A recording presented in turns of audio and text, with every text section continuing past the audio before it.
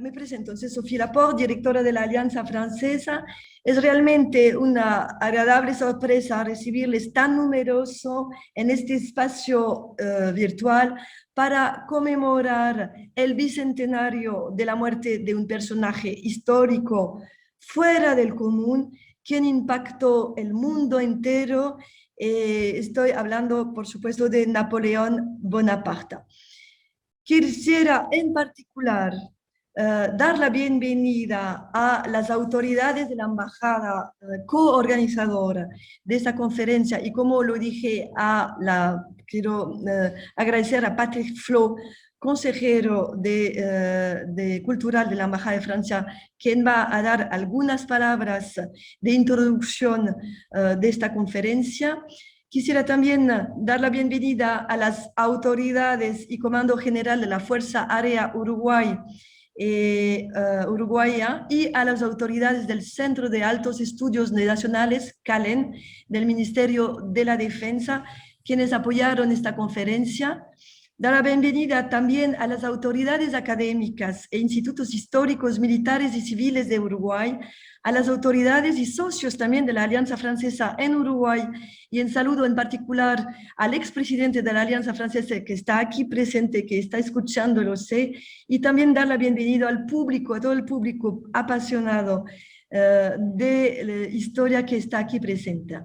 Esta conferencia va a tener una duración de 1 hora, 45 minutos de presentación y 15 minutos de intercambio, y como le dije, para la fluidez de la conferencia, entonces les invité a cerrar sus micrófonos, a apagar sus cámaras y a usar el chat para hacer sus preguntas. Durante los 15 últimos minutos de la conferencia vamos entonces a retomar las preguntas y vamos a pedir al profesor Daniel Toreno de responder a estas.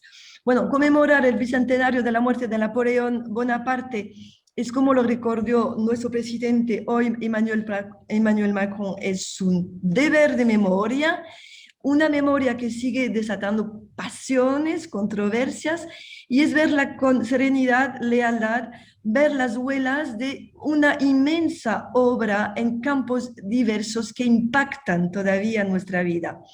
Pero hoy les proponemos descubrir que es algo menos conocido, el legado y la influencia de Napoleón Bonaparte, brillante estratego, reformador de la educación y de derecho, y conocer en particular su papel en el proceso de la independencia de América Latina en Río Platenses, en el proceso, perdón, de la independencia en América Latina y en Río Platense. Este viaje en la historia será conducida gracias a la inmensa cultura del profesor Daniel Torena, que yo veo, en fin, que ha llegado en esta conferencia, profesor de historia titular en cursos de especialización docentes y máster en historia americana, brasileña y militar, profesor de historia a nivel de tesis universitaria, conferencista en UDELAR, Universidad de Montevideo, Universidad Católica, y también en Universidad de Argentina, de Brasil, especializado en historia y técnica museología del Consejo Nacional de Museos de la UNESCO, y que ha tenido numerosas publicaciones académicas oficiales en Uruguay, Brasil, España, con institutos académicos iberoamericanos. Entonces, como en institutos académicos iberoamericanos. Entonces, realmente es un honor acoger en esta conferencia, pero ante todo dejo la palabra al consejero cultural de la Embajada de Francia, Patrick Flo, para recordar el contexto de esta conmemoración. Entonces, Patrick Flo, por favor, le dejo la palabra. Muchas gracias, Sofía, y muchas gracias a todos y a todas. Entiendo y veo que estamos muchos en el campo, no de batalla, sino de este Zoom. Mis palabras van a ser para decir en pocas palabras que representa Napoleón para Francia y para los franceses. Hace 200 años, Napoleón Bonaparte fallecía exiliado en la isla de Santa Elena. Poco tiempo antes había sido vencido en Waterloo por la unión de todas las potencias europeas. Los ingleses tenían entonces la esperanza de que fuera poco a poco olvidado. No fue el caso y desde este momento Napoleón se ha convertido en una de las principales figuras e íconos de la historia de Francia. Cuando se pregunta a los franceses acerca de los personajes famosos que cumplieron un papel importante en la historia de Francia, Napoleón es ineludible. Es también la figura, sin duda, la más polémica y menos consensual. Fascinación, admiración, pero también pasiones extremas enaltecen al visionario y al estratega, mientras otros denuncian al tirano responsable de la muerte de millones de personas en Francia y en Europa, al restaurador de la esclavitud o al responsable de la consagración de una inferioridad de la mujer en el Código Civil napoleónico. Napoleón es una figura compleja y polifacética que no deja a nadie indiferente. En definitiva, no podemos sustraernos a la imagen de Napoleón, a su trayectoria fuera de lo común, a sus logros, a su legado histórico, político, institucional, que incluye también, entonces también, zonas grises. Napoleón, el emperador de los franceses y no de Francia, tuvo un destino fuera de lo común. Para algunos fue el sepulturero de la Revolución Francesa, para otros el que por el contrario logró acabar definitivamente con el antiguo régimen, abriéndole el camino a la República al sentar las bases y los fundamentos de un Estado moderno.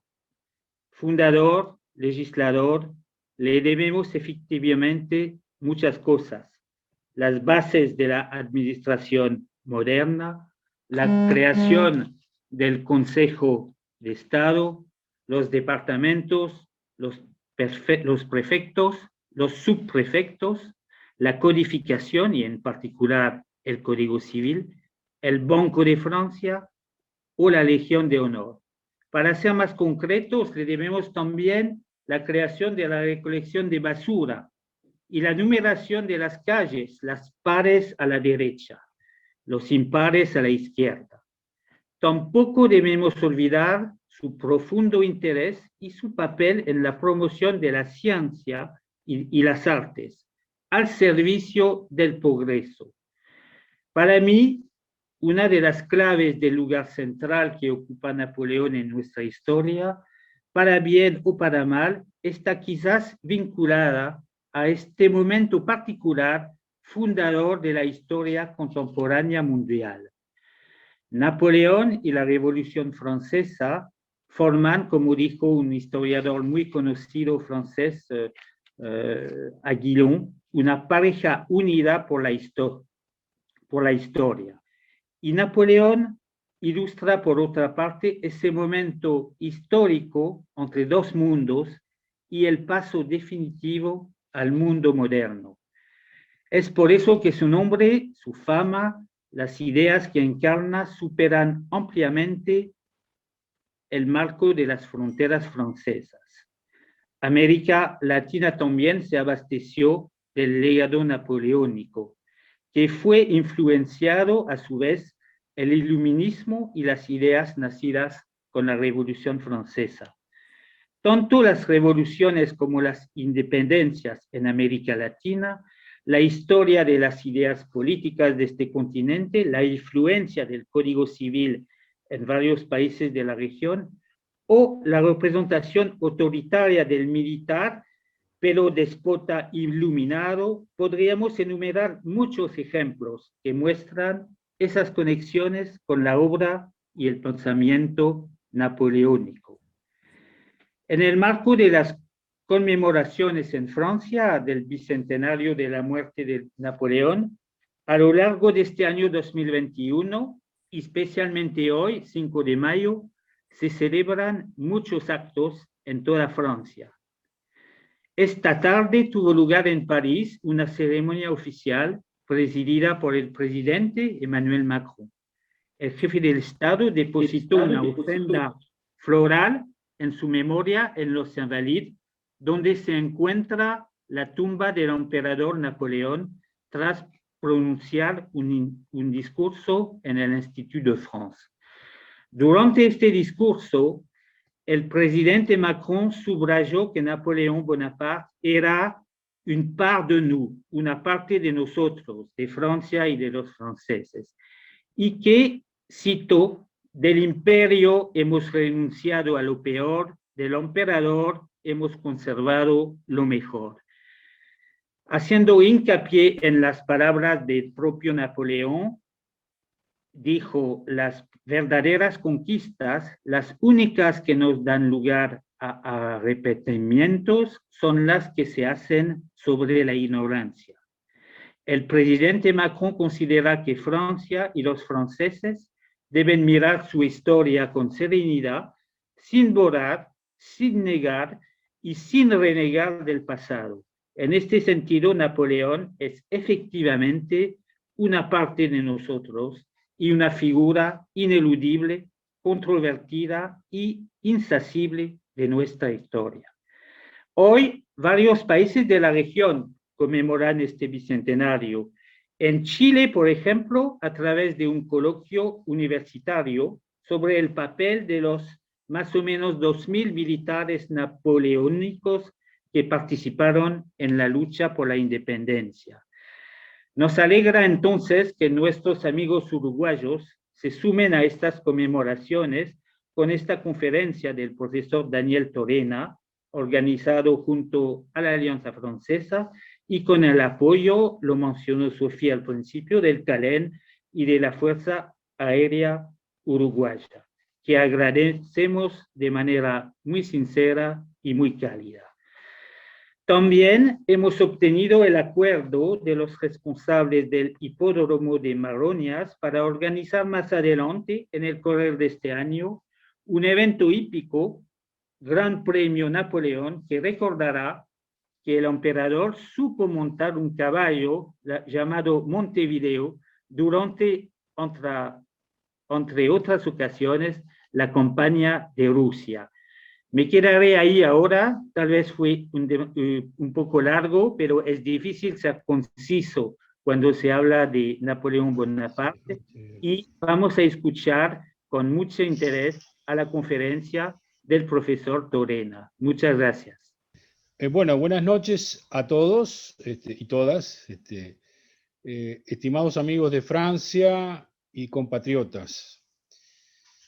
Para hablar brevemente de un personaje que a todos nos ha atrapado a través de la vida personal. Yo desde niño he escuchado, por razones familiares y de amistades, sobre la figura de Napoleón.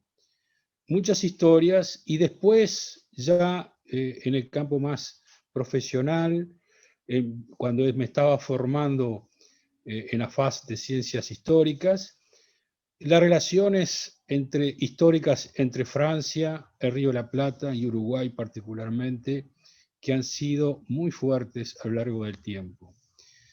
La figura de Napoleón, indudablemente, para los que nos dedicamos a la historia, hay que verlo como estadista, como decía el consejero y la directora de la Alianza, como estratega inigualable de los tiempos modernos, pero también como un profundo reformador, y que hoy todo el mundo prácticamente en Francia y en buena parte de Europa y del mundo lo reconocen como el fundador del Estado moderno, de muchas cosas que hoy tenemos que vienen de su época. Y la grandeza de los hombres hay que medirla también en lo que opinaban a sus enemigos.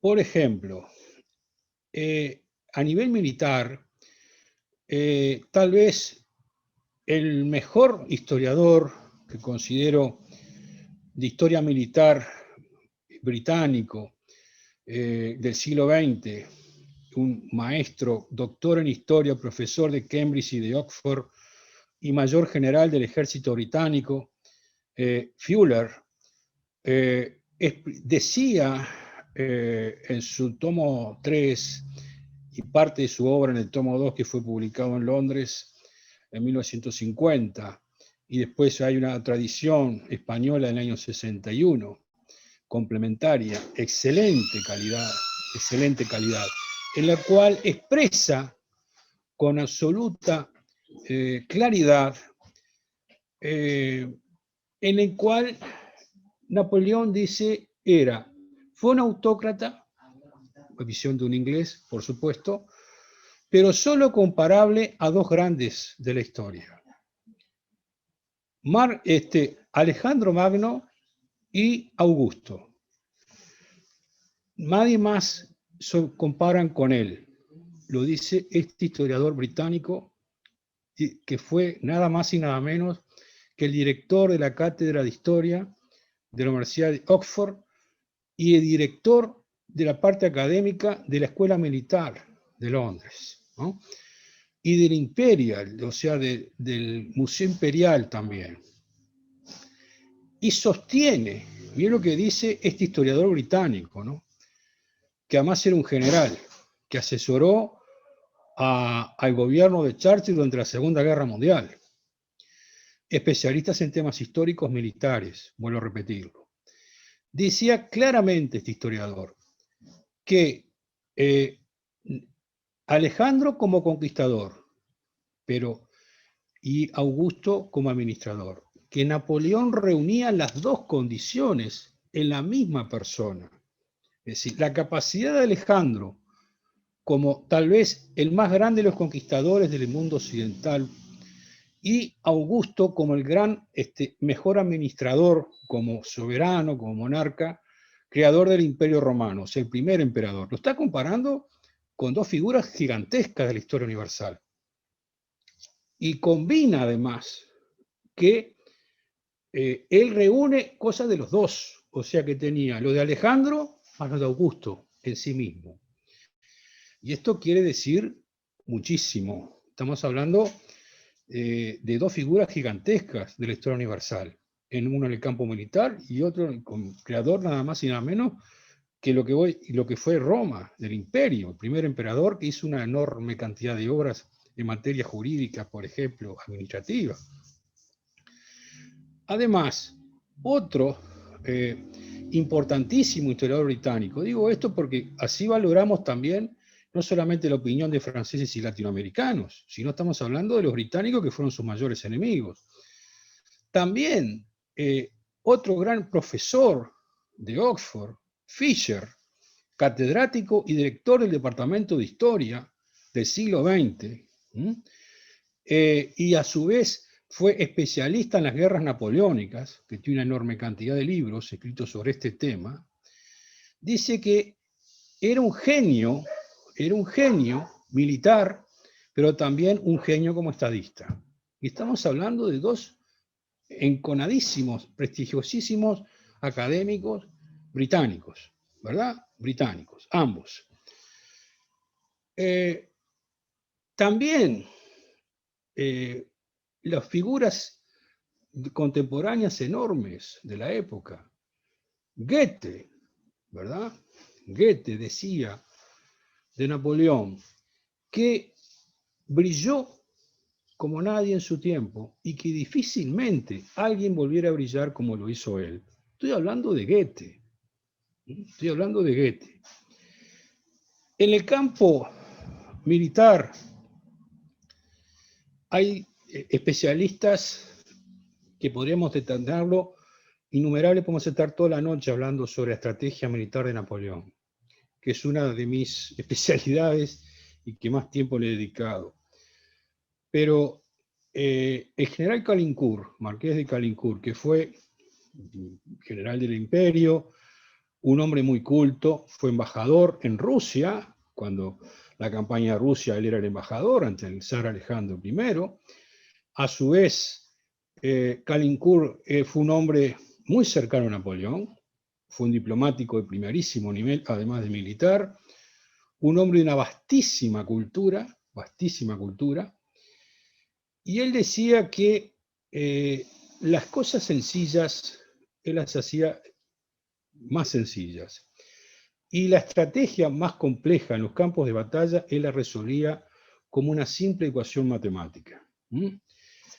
Y aplicó un principio, y ahí después veremos la aplicación de Napoleón de conceptos científicos al arte de la guerra, aplicó un concepto absolutamente nuevo, que hoy en el siglo XXI es comprensible, ¿verdad?, para todos los profesionales militares, fueran del aire, de la tierra o del mar.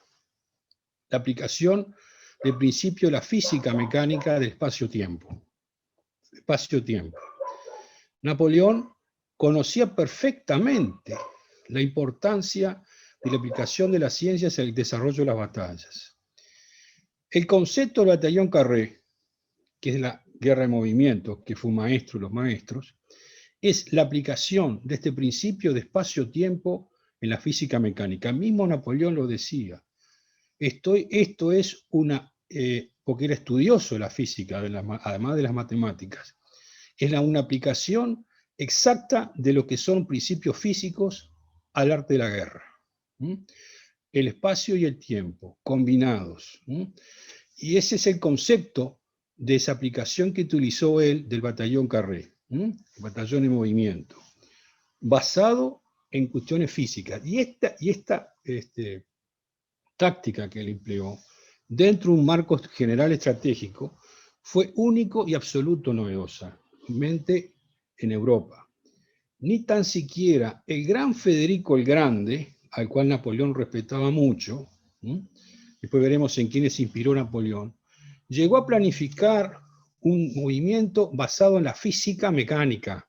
O sea, fue el primer general que se conoce de la historia moderna, que hoy lo aseveran, y lo aseveran sus enemigos, ¿no? O que fueron sus países que fueron enemigos, como estos que yo nombré hoy, y el propio Calincourt, que era un estudioso de las ciencias, era un académico, no solamente era un diplomático de carrera, fue el primer general que se conoce en la historia que aplicó permanentemente principios de la física y de las matemáticas en el campo de batalla, completamente. Todas sus planificaciones, además, tenían una base de la geometría espacial, del movimiento y del cálculo. Él podía calcular perfectamente una posición, por ejemplo, un disparo de artillería, que era un maestro de los maestros, con una absoluta precisión. Y los cálculos no los hacía con papel y lápiz, que es lo que tenían en esa época, lo hacían mentalmente. Mentalmente. Hoy lo hacen con sistemas satelitales y radares. Napoleón hacía sus cálculos mentalmente, mirando la distancia con un catalejo. Se dan cuenta de lo que estoy hablando, ¿no? Y lo hacía con precisión. Otro ejemplo que les quiero poner para que vean la magnitud de la trascendencia en el campo estratégico de Napoleón. Los dos grandes maestros de la estrategia del siglo XIX, que acá en Uruguay se estudia prácticamente en todo el mundo, que son Jomini, ¿verdad? El barón de Jomini, que fue un gran general que prestó servicios en Francia, profundamente admirador de Napoleón, y el otro, Clausewitz, un general prusiano que luchó contra Napoleón. Las experiencias de estos dos grandes maestros de la estrategia universal, que se enseñan en todas las academias militares de Europa, de Estados Unidos, de América Latina, ¿verdad?, se basa en su experiencia frente a Napoleón, o estudiando a Napoleón, como Jomini, que es un admirador profundo de Napoleón, o Clausewitz como su enemigo. Desarrollaron sus conceptos estratégicos, del estudio de la estrategia como ciencia, en base a sus experiencias de las guerras napoleónicas. Y estoy hablando de los dos más grandes maestros, probablemente, del siglo XIX de la estrategia militar. También, para comprender el personaje que estamos hablando, hay que ver en cuanto a su formación, rápidamente. Él, a diferencia de Alejandro, que hablábamos hoy, que nombraba Fuller, o de Augusto Alejandro era un rey, su padre era un rey, o sea que nació siendo un príncipe, ¿verdad? Nació siendo un príncipe. Y un príncipe con infinidad de posibilidades, con los mejores maestros que tuvo. Aristóteles fue profesor y maestro personal de Alejandro. Augusto, sobrino de César, de la familia Julia, que eran las familias patricias y nobles más importantes de la historia de Roma. Yo que estoy hablando, la familia Julia.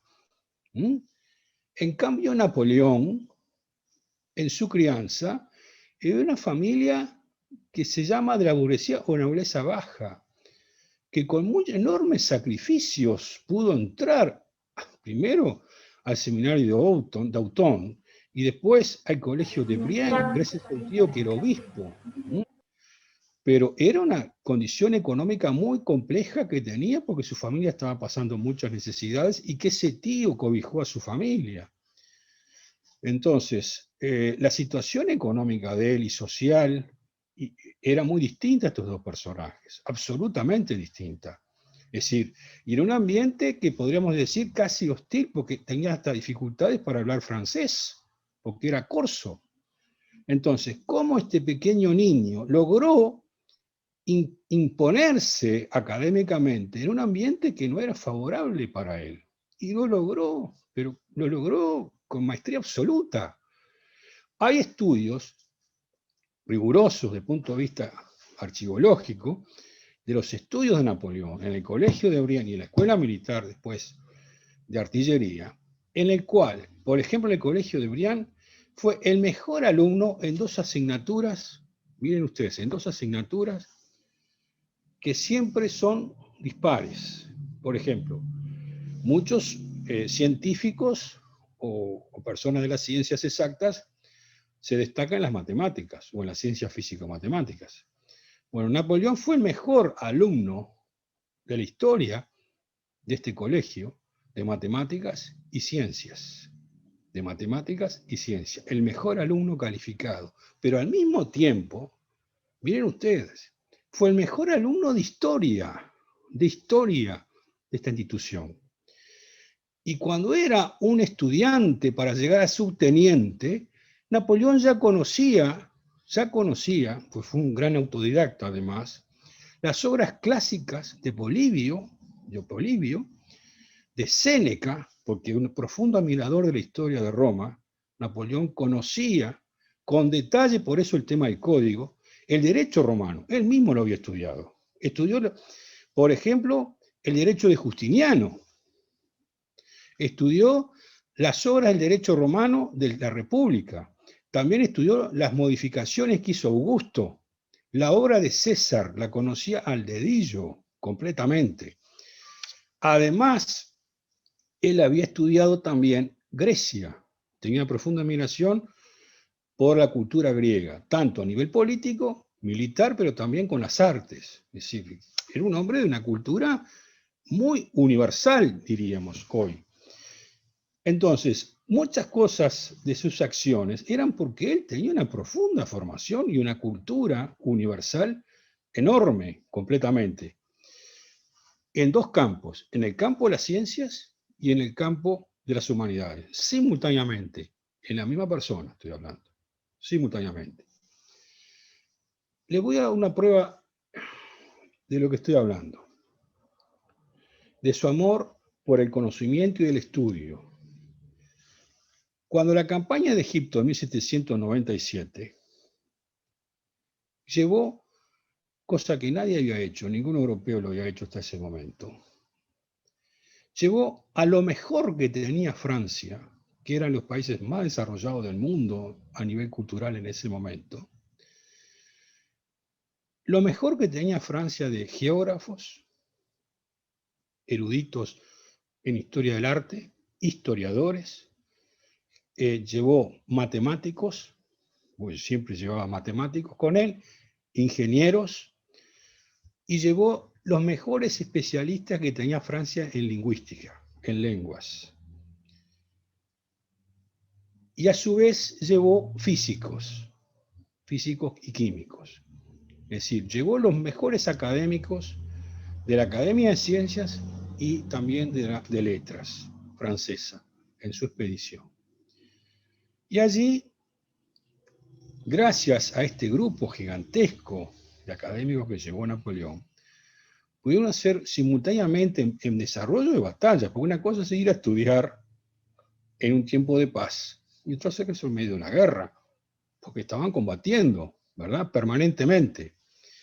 Y él logró que mientras él combatía, también mantenía correspondencia con este grupo de académicos que llegó de primerísimo nivel, vuelvo a repetirlo, de primerísimo nivel, en el cual él establecía cosas que son increíbles. Redactaba por un lado, como lo dice Calincourt, el detalle de la batalla, planificando, por ejemplo, la batalla de las pirámides, y al mismo tiempo mandaba una carta a los pocos minutos hablando con algunos académicos que había llevado, de temas científicos o de lenguas, o históricos de arte. Más allá del éxito no militar de esta operación, lo que llevó de vuelta a Francia y este grupo de académicos, el aporte que hizo a la historia universal es enorme, absolutamente enorme. Porque después de años de trabajo de este grupo de intelectuales de primísimo nivel y del cual Napoleón participaba en las reuniones, lo mismo hizo con la redacción de los códigos, por ejemplo, en ese orden se logró que se redactara una obra monumental, que es el Proyecto de Egipto. Es un informe sobre la egiptología, como decía, y ese primer volumen fue editado en 1809 en París. Y era un libro, o es porque hay algunos en museos, hay en España, por ejemplo, uno de estos libros, hay por supuesto que en Francia, tiene 1,10 metros por 80 centímetros de ancho. Se cuenta qué tamaño de libro estoy hablando, ¿no? Tenía más de 30 láminas hechas a color con absolutos detalles y más de 7.000 copias artísticas impresas en los 10 volúmenes posteriores. O sea que se hicieron 11 libros especializados en Egipto. Fue la mayor contribución hasta ese momento en la historia del mundo occidental sobre la historia de Egipto. Y de alguna manera se puede decir que la egiptología arrancó con Napoleón, porque indudablemente, gracias al impulso que él le dio, hoy se pudo conocer después, por ejemplo, con el tema de la Pila Rosetta, ¿verdad? Pero este trabajo académico es fundamental porque fue traducido del griego al griego antiguo las obras clásicas de egipcio, que no se conocía su lengua. Había estado más de 4.000 años perdido el lenguaje original egipcio. Gracias a trabajos que encontraron sus académicos de los tiempos de los Ptolomeos, o sea, de la última dinastía de la que era Cleopatra, por ejemplo, reina, fue que se logró traducir, ¿verdad?, del griego koiné antiguo al griego clásico y después al latín, y de ahí al francés. Se dan cuenta el enorme trabajo de esta gente y del aporte que hizo. Y si hoy la historia de Egipto la conocemos en gran parte por el trabajo que hicieron este grupo de científicos y letrados que acompañaron a Napoleón. O sea que la egiptología está directamente vinculada a esta figura, absolutamente.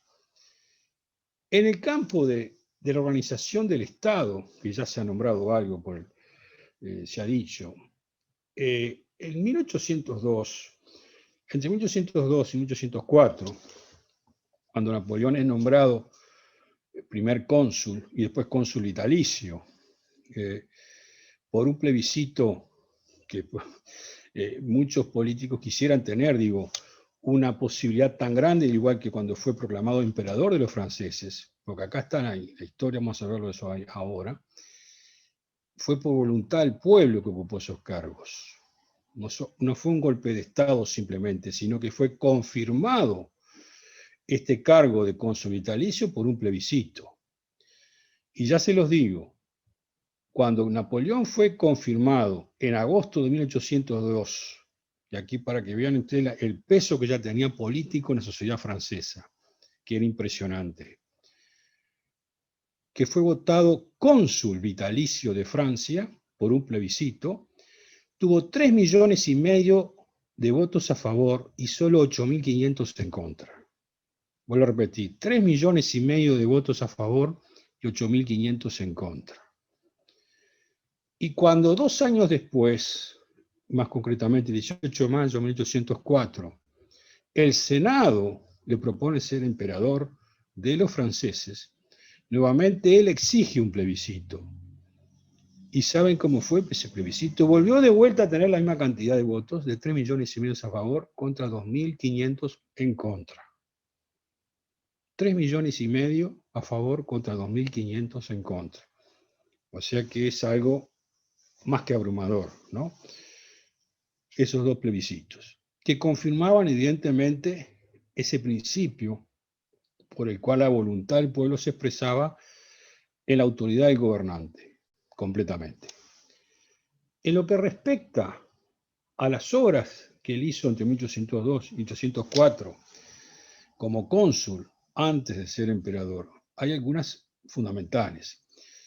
Ya se nombró el Banco de Francia, que fue anterior en 1800.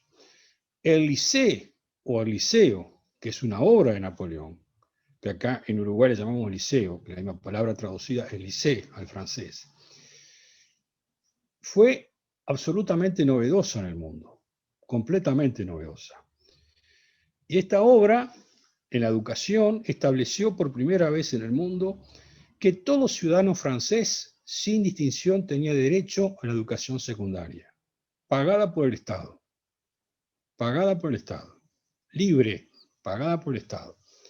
Y este es el primer instituto de educación secundaria que abarcaba materias de ciencias, humanidades, ¿verdad?, que le permitía al ciudadano poder llegar a un nivel superior universitario.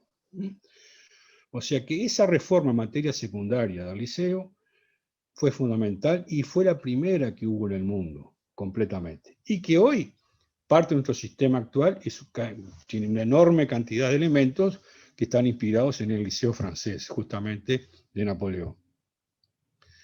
Pero en materia de educación, ya que estamos en el liceo, hay algo mucho más grande, si se quiere. Todo hoy sabemos, por ejemplo, yo le contaba a algunos amigos que están en la enseñanza actualmente, que siempre se ha hablado en Uruguay, por ejemplo, de un órgano rector integrado de la educación nacional que abarcara todos los órdenes, desde la escuela primaria a la universitaria incluida. Napoleón lo hizo. Nosotros eso no lo tenemos hoy en día. Por ejemplo, un órgano rector integrado. No estoy hablando de un ministerio de educación que cubra todo. Estoy hablando de un organismo académico. La Universidad Imperial de 1810, creada por ley, abarcaba desde el ambiente más alto a nivel del posgrado, de doctorado, hasta el nivel de primaria, incluido, con un rector que regía todo el sistema nacional de educación de Francia, completo, integrado. Miren ustedes, la universidad iba a estar formada por facultades, en la Universidad Mayor, digo, por facultades de teología, de derecho, de ciencias, ciencias exactas y naturales, que Napoleón a la Facultad de Ciencias le dio una prioridad absoluta. Fue el primer país del mundo que tuvo una facultad de ciencias propia.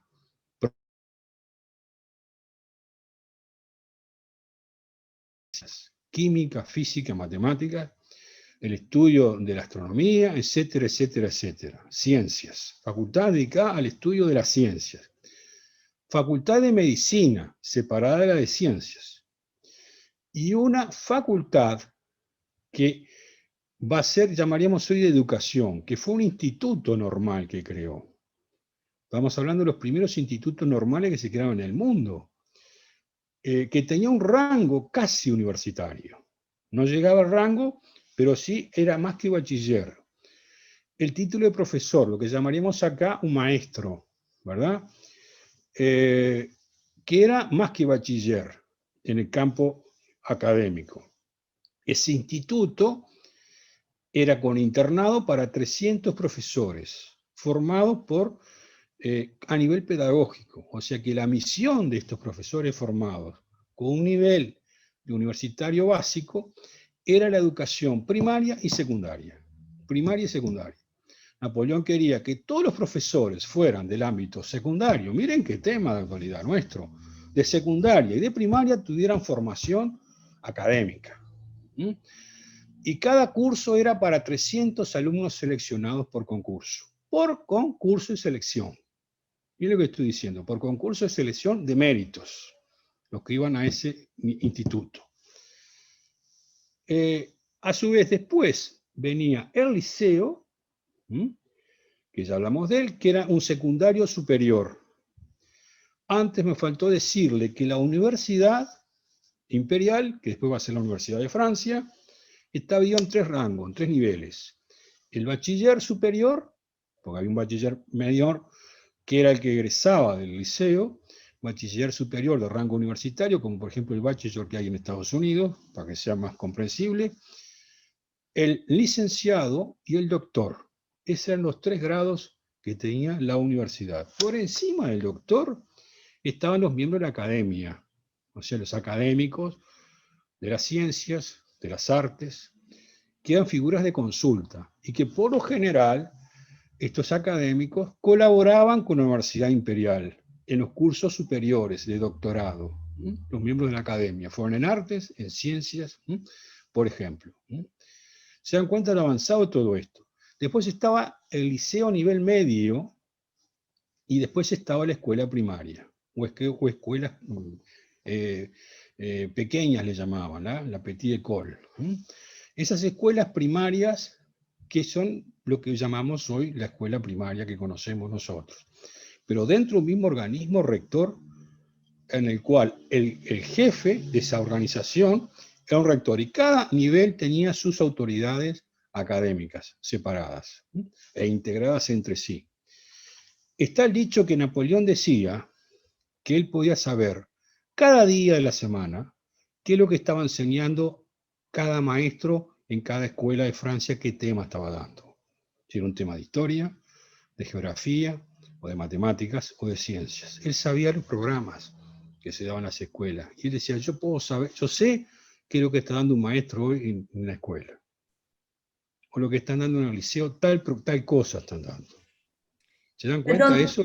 Sí. Profesor Daniel Torino, perdón que lo interrumpo, son las 19:30 y solamente quiero recordarle que normalmente como hemos empezado un poquito atrasado, vamos a seguir más tarde, pero le queda no más de una media hora y entonces solamente para darle el tiempo que está adelantando, para que lo tenga en Perfecto. cuenta en su conferencia. Muchas gracias. Muchas gracias, porque esta es la introducción, ¿verdad? Ahora pues vamos a la Sí, primera parte. sí, porque ya nos queda poco Pero sin tiempo.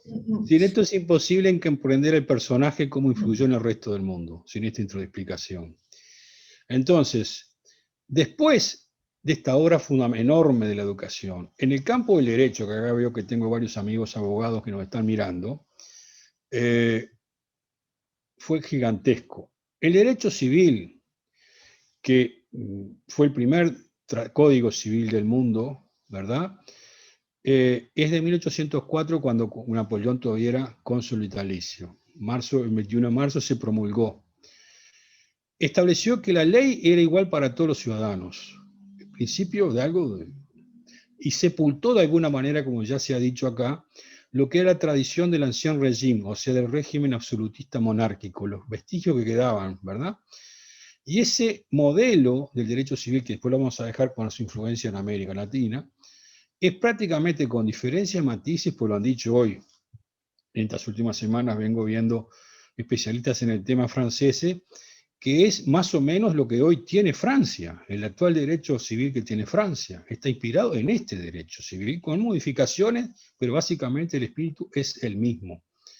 Posteriormente, a nivel del derecho, también se creó en 1807, miren qué tema de actualidad hoy en día, el Tribunal de Comptes, el Tribunal de Cuentas, de Contadores, y el Código de Comercio, 1807. fue el primer país del mundo que tuvo un tribunal de cuentas con técnicamente administrado por juristas y contadores que debían demostrar la naturaleza de las cuentas del Estado, que deberían ser transparentes, y que los gastos del Estado se tenían que ajustar a lo que decía la rendición de cuentas establecida por ley. Y lo que estoy hablando. 1807. Ningún país en ese momento tenía esta institución que Napoleón la llevó adelante y sigue estando hasta el día de hoy.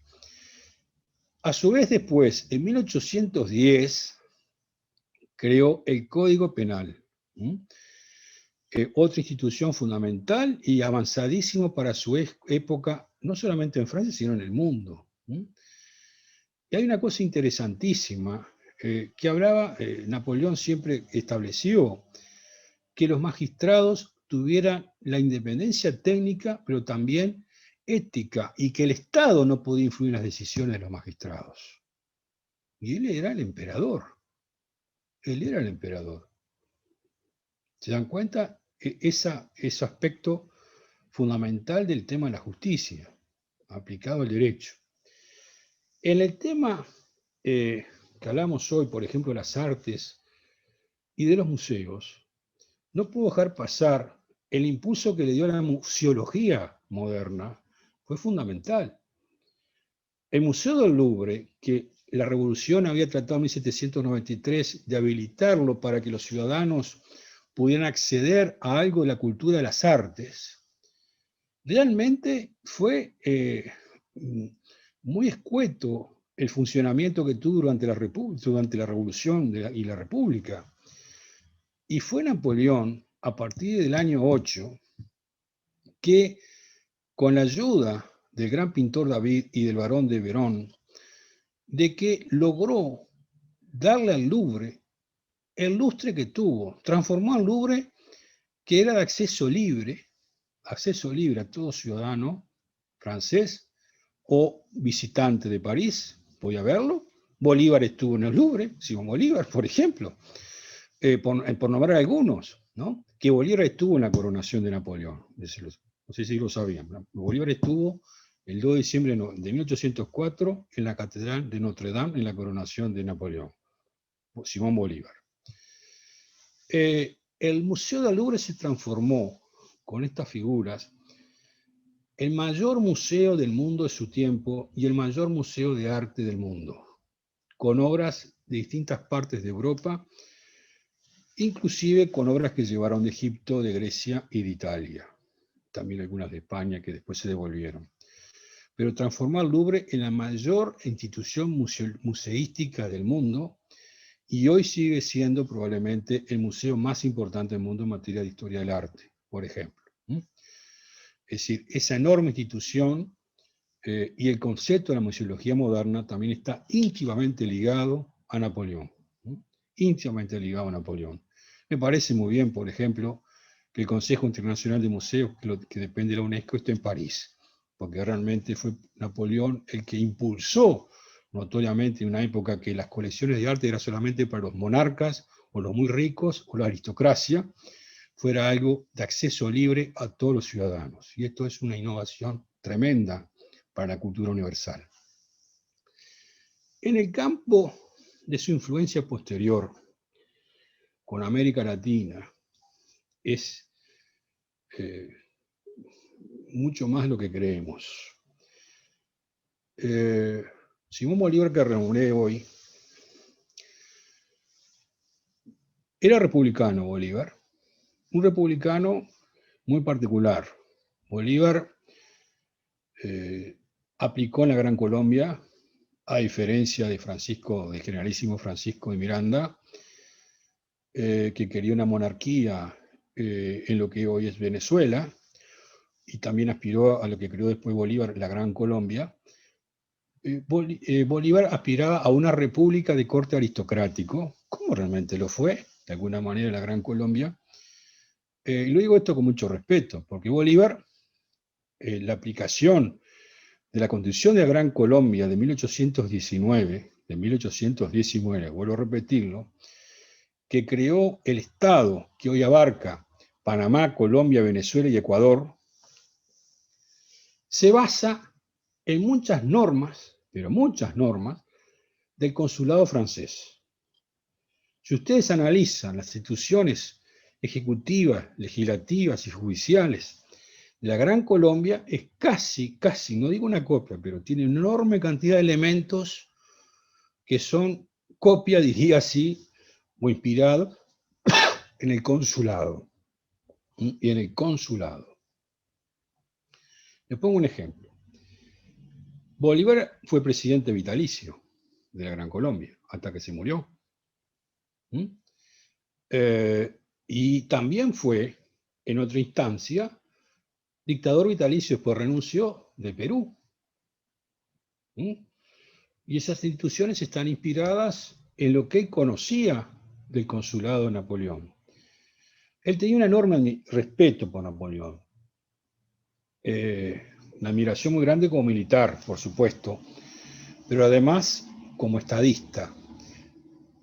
Él decía que la Gran Colombia tenía que tener dos grandes sistemas.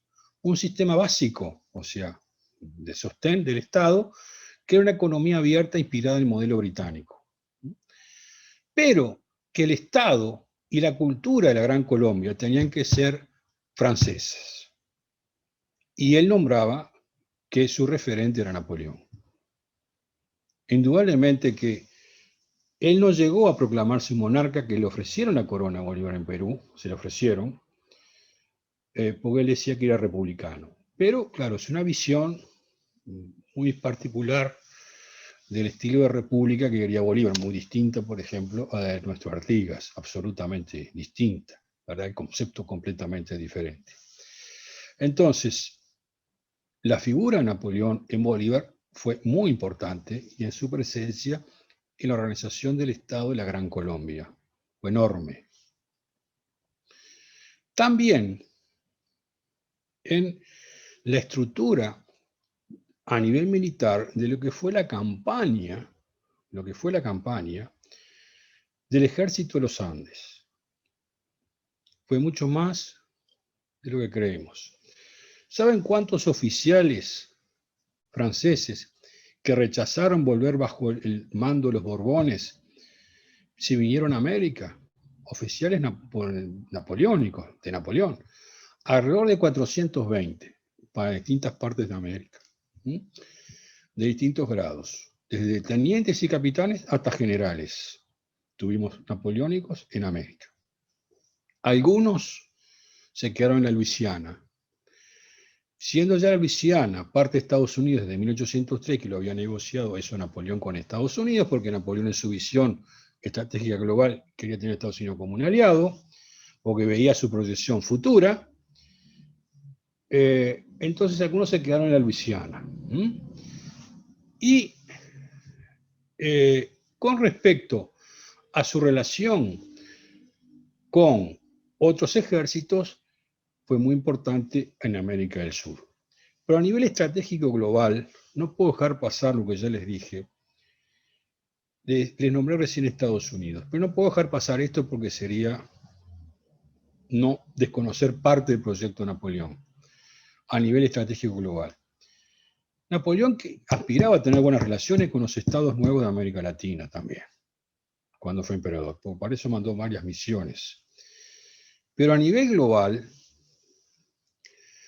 él soñaba, dicho por Calincourt y por el conde de Cassés, que fue su secretario político, un hombre muy culto también, en sus memorias, que son 7 tomos, 7 volúmenes, que contó toda su vida al conde de Cassés cuando estuvo en Santa Elena, de 1815 hasta que se murió. Es decir, contó muchas cosas y durante un año completamente, antes que lo echaran los ingleses a de Cassés, por muy fiel al emperador. Entonces, estas obras que existen y se pueden leer, hablan del proyecto que tenía Napoleón para Europa. Es cierto, sí, de un gran imperio para Francia, un imperio francés, pero él quería, dicen estos dos autores tan cercanos a él, que él aspiraba a reconstruir una especie de imperio de Carlomagno. Es decir, con un acuerdo que ya había hecho con la Iglesia. A diferencia del imperio Carlomagno, con los valores de la Revolución Francesa. O sea que un imperio con la libertad, la igualdad y fraternité, pero un imperio francés inspirado en Carlomagno, que salvara a su vez la civilización occidental y la cultura greco-romana, decía Napoleón, de los bárbaros. La tenemos que proteger de los bárbaros del norte, decía Napoleón, palabras textuales, protegerla de los bárbaros del norte. ¿A qué se estaba refiriendo? Que ese nuevo imperio francés iba a ser la salvaguardia de la civilización occidental, ¿verdad? La salvaguardia de la civilización occidental, frente al peligro de los bárbaros del norte y de los moscovitas, porque los nombró varias veces. Y a nivel global, Napoleón también en estas mismas obras nos menciona que en el futuro una gran potencia emergente, decía, cuando se despertara iba a ser China. O sea que él predijo claramente y con precisión el peligro que iba a ser para Europa occidental, la Rusia zarista y China por otro lado. Y él previó también el desarrollo que podía llegar a Estados Unidos, pero era importante, por eso, apoyar a los estados latinoamericanos.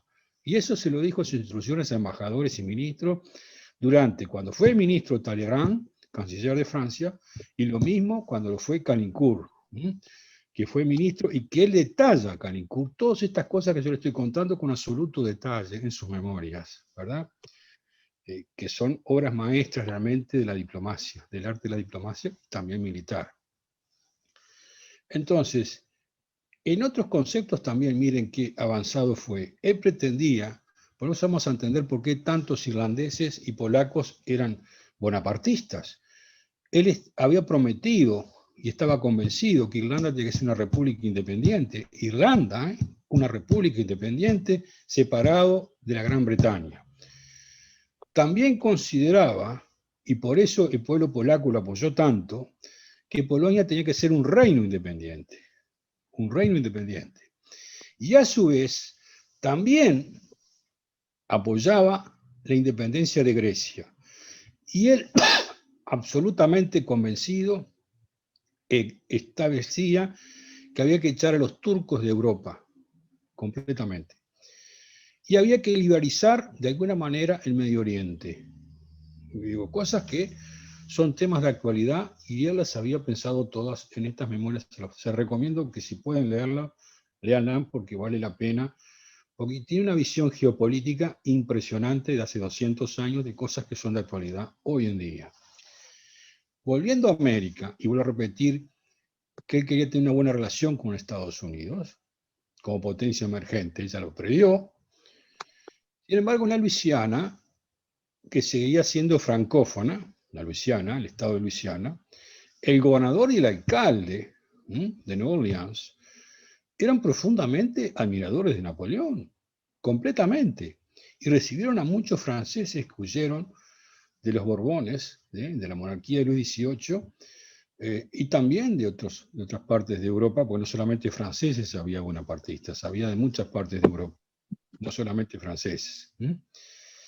Entonces, en la Luisiana fue un lugar, y Nueva Orleans, de muchas personas que huyeron y se establecieron allí, con la protección de estas dos figuras, del alcalde y del gobernador de Luisiana. Y a su vez, este estado de Estados Unidos, de lo que estoy hablando, este estado de Estados Unidos va a ser el primer estado que va a tener un código civil. Miren lo que estoy hablando, el primer estado de Estados Unidos que va a tener un código civil inspirado en el Código Napoleónico en 1825. 1825. Aprobado por el alcalde de Nueva Orleans, concretamente, con vigencia en su región, en su comarca. En el resto, volviendo a nuestra América, por supuesto que el Imperio Mexicano hubo una influencia enorme con Agustín de Iturbide en la creación del primer Imperio Mexicano. Iturbide era un general español, pero evidentemente tenía una inspiración en Napoleón, por eso creó un Imperio Mexicano al estilo napoleónico. Por supuesto que estaba años luz de lo que fue el Imperio Napoleónico, lo que quiso hacer Iturbide en México, pero su fuente de inspiración fue esa. ahí en el Río de la Plata y en América del Sur, además de Simón Bolívar, hay una enorme cantidad de figuras que pesaron enormemente en las campañas por independencia nuestra, que eran franceses, oficiales del ejército de Napoleón. Empezando por el ejército de los Andes. Todos sabemos que San Martín luchó contra Napoleón en España y combatió en la batalla de Bailén y que ahí tenía grado de teniente coronel de caballería del ejército español y que después vino a Río de la Plata, que estuvo en Londres primero, y después vino a Río de la Plata con la Legión Lautaro, que se estableció en Buenos Aires y después va a iniciar después la campaña en Chile, por el cruce de los Andes. A ese ejército de los Andes, ¿verdad? Creó un grupo muy importante de patriotas, digo, chilenos y argentinos, también orientales, que integraron ese ejército de los Andes. Hay muchos orientales que integraron ese ejército, con franceses, oficiales franceses, algunos de enorme peso y que le sirvieron muchísimo a San Martín, muchísimo, a San Martín y a O'Higgins, simultáneamente. Uno de ellos fue el general Breyer, que fue segundo, después de O'Higgins, del ejército de los Andes. General Breyer era un conde del imperio que llegó a ser general de división posteriormente. Participó en la conquista de Chile, en la liberación de Chile, por supuesto que en el cruce de los Andes, y a su vez tuvo una participación muy importante hasta que tuvo algunas desavenencias con San Martín y prefirió volver a Francia, perdonado por los Borbones. En cambio, su hijo, que lo voy a dejar para el final, Lucián, se quedó en Uruguay, Montevideo, que va a hacer carrera aquí. Otra enorme figura, hasta diría novelesca, fue Hipólito de Bouchard, marino francés, que hizo guerra de corso. Bouchard fue un hombre de una aventura increíble, su vida, anduvo por toda, luchando contra ingleses, luchando contra figuras, después contra los españoles, la guerra de corso le hizo a los españoles, y su vida junto con el almirante Brown se unieron, porque él era bonapartista a muerte, y Brown, como buen irlandés, tenía una visión muchísima, admiraba muchísimo a Napoleón, como buen irlandés que era Brown. Estos dos hombres hicieron guerra de corso para las Provincias Unidas, Río de la Plata. Bouchard fue en su nave, la Argentina, hizo un corso que dio vuelta por África, y por ejemplo fue de aquí a lo que es hoy África del Sur, pasó por el Océano Índico, a atacar el comercio español en las Filipinas, este marino francés, es una hazaña realmente que hasta ese momento no había hecho nadie, y llegó a California y puso la bandera en California, puso la bandera de las Provincias Unidas de Río de la Plata, o sea, la bandera argentina actual, en California. O sea, California fue por un tiempo muy pequeño parte integral por voluntad de este hombre, con su fragata la Argentina, que flameó la bandera argentina en California. Por eso que hay muchos historiadores argentinos que dicen que, y también por América Central, que muchos estados, países de América Central, tienen banderas que son muy similares a la bandera argentina, que se le deben a este barco que surcó entre 1816 y 1817 por California, México, la costa pacífica de México y América Central particularmente. Pero este marino, miren qué plan tuvo, miren que no fue el único, hubieron muchos planes más, aparte del de Bush. Le va a proponer, posteriormente a San Martín, en 1821, cuando San Martín ya estaba en Perú, como protector del Perú, este año Perú cumple 200 años de su independencia, el 28 de julio, le propuso a San Martín rescatar a Napoleón porque ya conocía la ruta, le aseguró que él burlaba completamente, como ya lo había hecho infinidad de veces a los ingleses, que no lo iban a poder capturar nunca, y rescatar a Napoleón y traerlo directamente al Perú como emperador del Perú. Y San Martín le dijo que sí, aprobó el proyecto. San Martín aprobó el proyecto y a su vez el Congreso de Lima estuvo de acuerdo con esta idea de rescatar a Napoleón. No fue la única oportunidad, no fue la única oportunidad. También en la misma época, el Congreso peruano, San Martín quería traer un rey de la familia Sajonia-Gotha-Coburgo, por ejemplo, que son de origen alemán, que reina esa familia en Bélgica y que también estaba emparentada con la actual familia real británica, ¿no? Por el príncipe Alberto, que era el esposo de la reina Victoria, que era de esta familia. San Martín pensaba traer un príncipe de esa familia como rey del Perú. Como él no se entendió con Bolívar, después se tuvo que ir San Martín.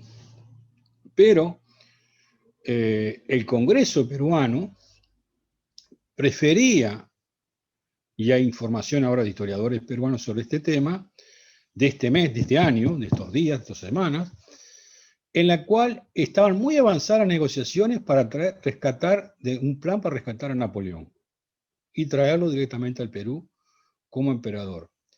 Lamentablemente, las gestiones que se hicieron para rescatar a Napoleón y traerlo como emperador del Perú fracasaron por un hecho puntual y fundamental. Napoleón murió. Cuando intentaron aprobar ese proyecto, Napoleón murió el 5 de mayo y estos proyectos fueron entre abril, mayo y junio de 1821, concretamente. Pero además, antes, no fue la única intentona que hubo, la de Bullard y la del Congreso peruano. Antes, miren ustedes, el almirante Lord Coleridge, que era inglés, y después fue comandante de la Marina de Chile y Perú, pero también fue comandante de la Marina Imperial de Brasil, y después terminó sus días de vuelta en Inglaterra perdonado, le propuso a O'Higgins y a San Martín, el almirante Coleridge, Lord Coleridge, le propuso a O'Higgins y a San Martín que estuvieron de acuerdo ambos el siguiente proyecto: mandar 2 fragatas a la isla Santa Elena, tomar por sorpresa la guarnición inglesa y rescatar a Napoleón y traerlo directamente al Río de la Plata y de ahí a Perú. Porque Coleridge le dijo que cosa que San Martín estaba absolutamente convencido, y O'Higgins también, que en Perú lo que el Congreso peruano quería era una monarquía. Era un rey o un emperador, ¿verdad? Entonces, no había ambiente para una república. No se quería una monarquía. Entonces, la propuesta de Conrad era el poder a Napoleón como emperador del Perú. Un almirante inglés. ¿Se dan cuenta? La ascendencia de Napoleón en todas estas figuras históricas de nuestra independencia. La ascendencia de Napoleón. Avanzando en lo que es las figuras estas con nosotros, después del retiro de Napoleón, que fue de San Martín, que murió en Francia en 1850, uno de los oficiales más cercanos a San Martín y de mayor confianza fue Federico de Bransen. Federico de Bransen fue un brillante oficial de caballería del ejército de Napoleón. Y fue un héroe, porque tenía Legión de Honor, en la batalla de Waterloo, donde fue herido gravemente y sobrevivió. Era capitán de la Garde Imperial, de la Guardia Imperial. Un hombre que estableció una amistad muy grande con San Martín y fue leal a San Martín. Por eso después se retiró, ¿verdad? Del Perú, cuando San Martín cayó en desgracia después del encuentro con Bolívar. Bransen hizo toda la campaña de los Andes con San Martín, fue miembro del Regimiento Granaderos número 1 de caballería, lo que hoy conocemos como los Granaderos de San Martín. Estuvo en los Andes, fue un héroe del ejército chileno, y fue un héroe del ejército peruano. Fue condecorado por Chile, por O'Higgins, y fue condecorado por San Martín y por el Congreso peruano. Y fue miembro, pues la Orden del Sol del Perú, que la creó San Martín, Brandsen fue miembro, caballero de la Orden del Sol del Perú, además de ser ya caballero de la Legión de Honor nombrado por Napoleón. Brandsen, que se retiró después que se alejó San Martín del Perú, vino de nuevo a Buenos Aires y allí lo va a encontrar en la guerra contra el Imperio de Brasil.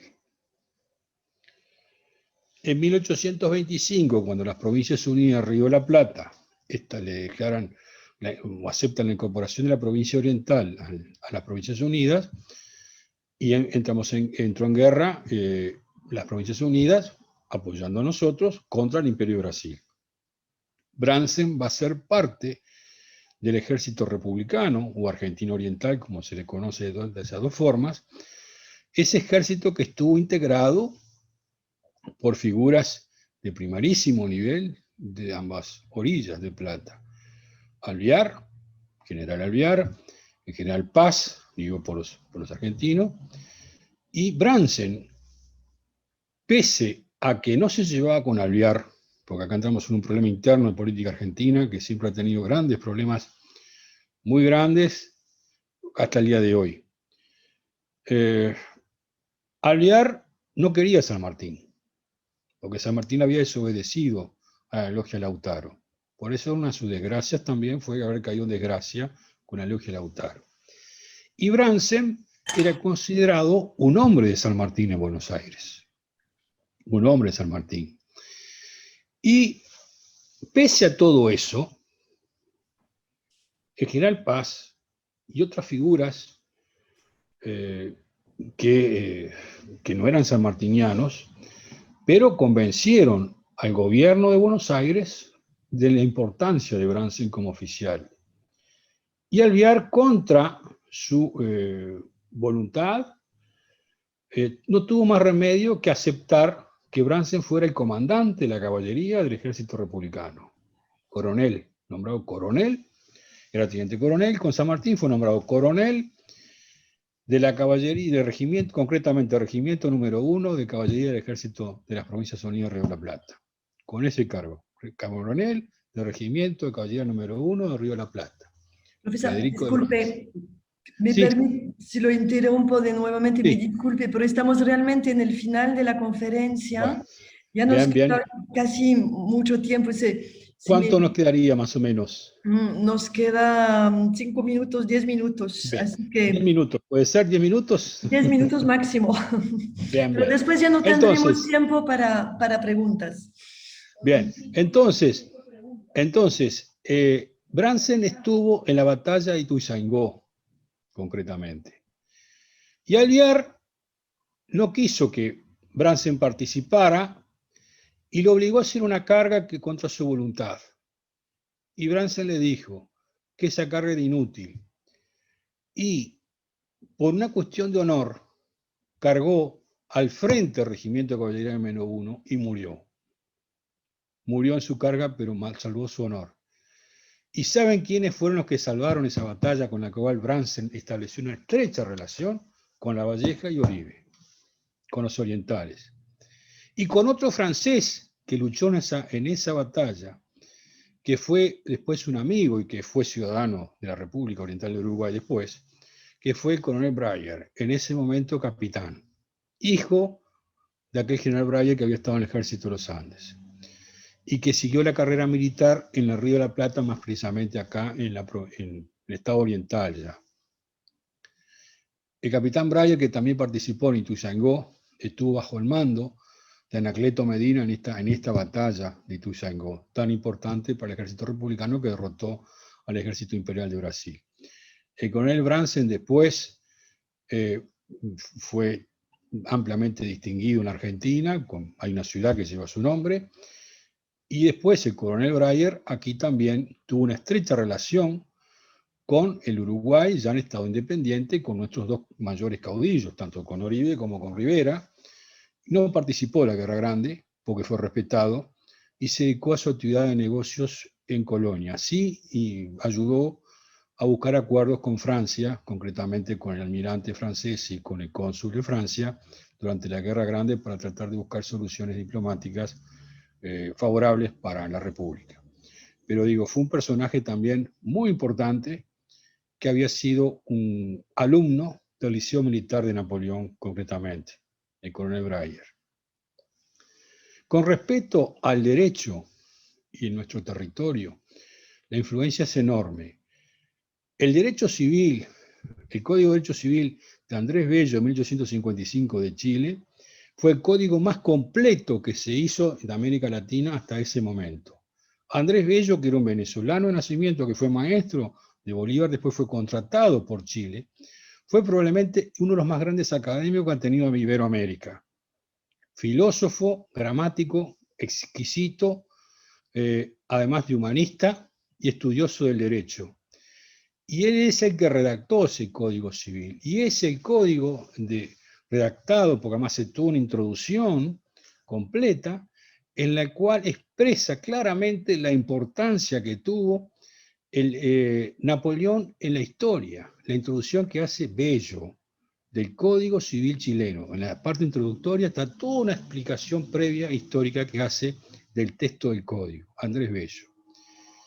Con respecto a nosotros, el Código Civil nuestro de 1867 es obra impulsada, finalmente redactada por Tristán Narvaja, pero antes por Eduardo Acevedo, tiene una enorme inspiración también en el Código Napoleónico y en el Código chileno. No hay una introducción como hizo Bello, ¿verdad? Porque Bello, un hombre que era historiador, además, es una introducción histórica del derecho, que llega hasta el derecho romano, que es muy larga, ¿verdad? Y en la otra obra, que está casi muy similar a nuestra y al chileno, es el de Vélez Sarsfield en Argentina en 1868, que también es prácticamente una copia del derecho civil de Napoleón. Y Brasil, el Imperio de Brasil y Portugal, en el mismo año que nosotros tuvimos el Código Civil de Tristán Narvaja en 1867, también editaron un subcódigo civil que es casi una copia del Código Napoleónico. O sea, se dan cuenta de la influencia que tuvo Napoleón. Y a nivel político, de nuestras figuras históricas, dicho por el mismo Breyer, Oribe fue un hombre que admiró profundamente a Napoleón, como militar y como artillero, ¿no? Y muchas de las técnicas que aplicó Oribe, tanto acá como en la Argentina, fueron inspiradas en las técnicas napoleónicas, en las tácticas napoleónicas. Y el otro general que admiró profundamente a Napoleón y que fue presidente de la República fue Máximo Tajes, profundamente admirador de Napoleón y que además fue nombrado Caballero de Legión de Honor por el gobierno de Francia.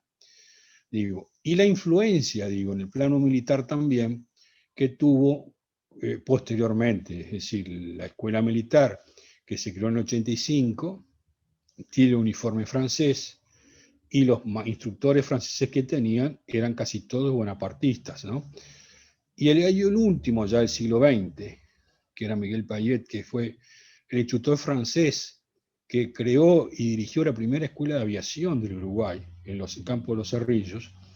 Marcel Payet era profundamente admirador de Napoleón, profundamente admirador de Napoleón. Y el destino quiso